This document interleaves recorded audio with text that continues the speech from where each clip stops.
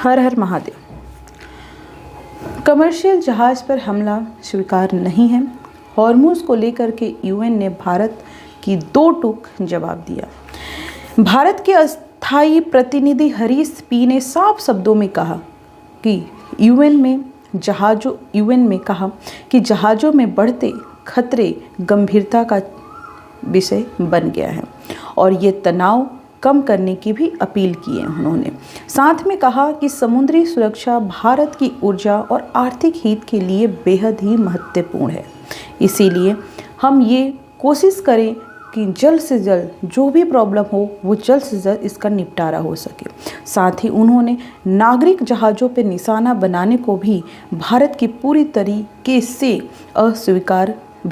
तरीके से अस्वीकार करता है, ये भी उन्होंने बोला। साथ में उन्होंने ये बोला कि अंतर्राष्ट्रीय कानून का पालन करना बेहद जरूरी है।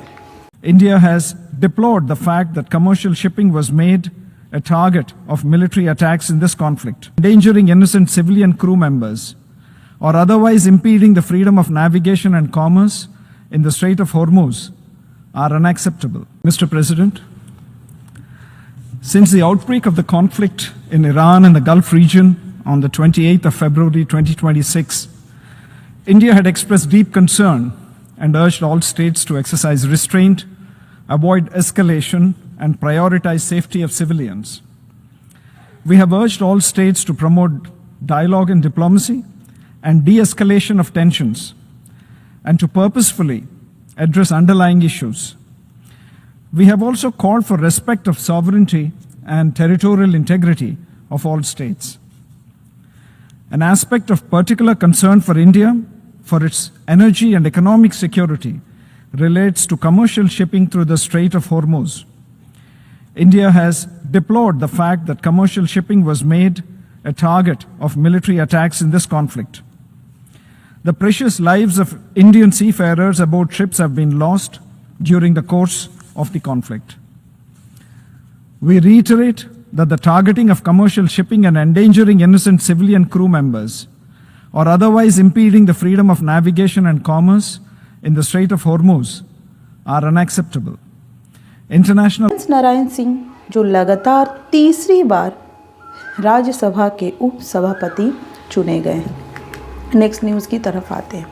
नारी शक्ति बंधन अधिनियम संशोधन के साथ लोकसभा में वोटिंग से पहले देश के प्रधानमंत्री नरेंद्र मोदी ने सांसदों से ये अपील की, कहा कि इसका उद्देश्य 33% आरक्षण को तेजी लाना है। इसीलिए सभी सांसदों को एक साथ होना होगा और इस पे जोर शोर से बहस के साथ काम करना बहुत ज़रूरी है। साथ ही उन्होंने ये बोला कि मैं ओबीसी हूँ, ओबीसी होने के नाते भी, लेकिन सबको साथ लेकर आगे बढ़ना यही हमारा कर्तव्य है। साथ ही उन्होंने ये भी बोला कि जिसने भी महिलाओं का विरोध किया है उसको महिलाओं ने पूरी अच्छे तरीके से जवाब दिया है।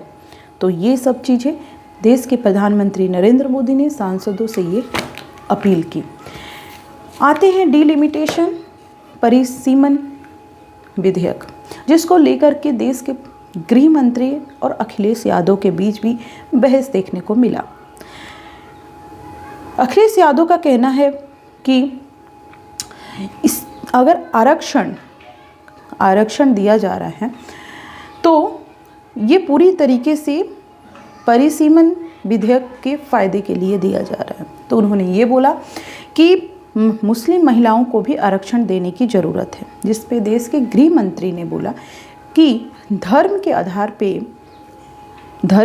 पे आरक्षण पूरी तरीके से असंवैधानिक है, जिसको हम कभी भी पूरा नहीं कर सकते, जो संविधान के खिलाफ हो।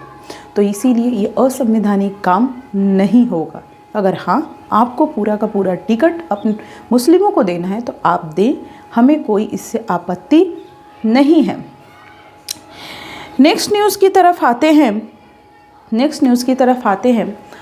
दक्षिण भारत में इसको लेकर के डिलिमिटेशन को लेकर के बहुत ज़्यादा प्रॉब्लम देखने को मिल रहा है। वहाँ पे काला कानून की तरफ डीएमके हो पूरी तरीके से प्रचार प्रसार कर रही है तमिलनाडु में।